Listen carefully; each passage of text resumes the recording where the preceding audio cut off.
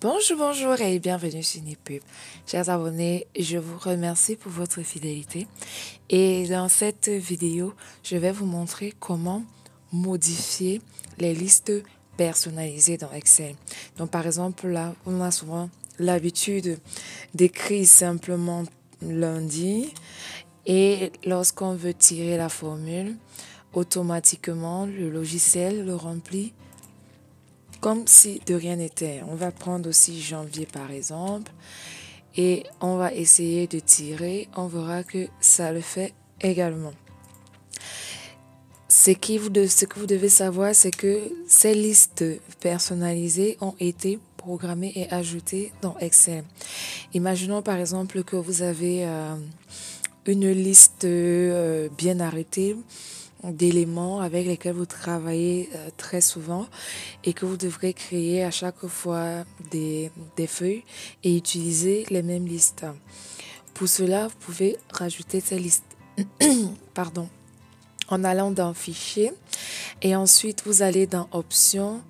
Dans Options, vous allez cliquer sur Options avancées et tout en bas, vous avez ici dans Général, ici, vous avez modifié les listes personnalisées. Donc, en cliquant dessus, on voit bien que ici, ce qui a déjà été rajouté, c'est lundi, mardi, donc en abrégé et tout en lettres. Pareil pour les mois. Ce que vous pouvez faire, c'est ajouter ici, par exemple, une nouvelle liste. Disons que j'ai envie d'enregistrer des calendriers.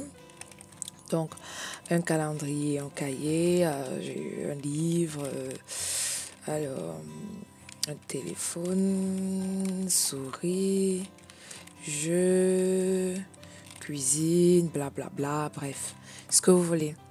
Donc là, il ne suffit pas de cliquer sur OK pour que ce soit pris en compte. Il faut d'abord cliquer sur Ajouter.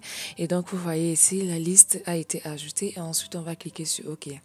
Ça va fonctionner exactement comme lundi, mardi. Ça veut dire que si j'écris calendrier et que je tire la formule, ce qui viendra après, ça sera cahier, livre, téléphone, ainsi de suite.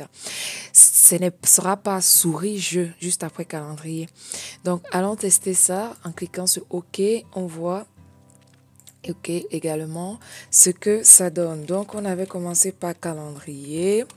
On fait entrée, on essaie de tirer la formule et on va jusqu'à la fin. Donc, on va jusqu'à la fin à la cuisine, vous voyez avec la souris.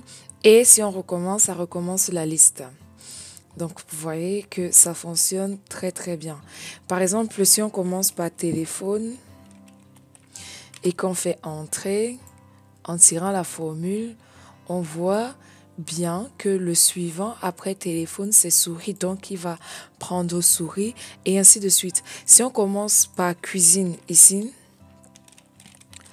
vous avez compris que le suivant ici, c'est calendrier. Donc, en tirant la formule, on a calendrier, cahier, livre et ainsi de suite.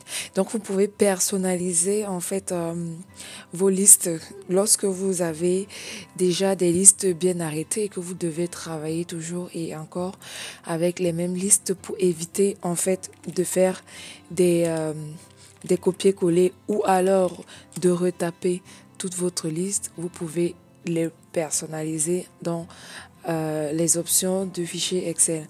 Ça marche également avec des noms. Donc, si vous avez l'habitude de travailler, de faire comment on appelle ça? Alors, les calendriers d'équipe, mais c'est pas le terme. Par exemple, en usine, vous devez faire le programme, c'est ça que je cherchais, un programme d'équipe de la semaine et que vous avez par exemple un nouvel arrivant. Ce que vous devez faire, c'est aller rajouter ce nouvel arrivant dans votre liste personnalisée pour que lorsque vous créez le fichier, vous aurez juste à tirer la formule et ça fonctionnera. Voilà, maintenant tu sais comment personnaliser les listes préenregistrées dans Excel. J'espère que tu reviendras très vite pour d'autres vidéos, pour d'autres tutoriels sur la chaîne Nipub et reste en santé et je te dis à très bientôt.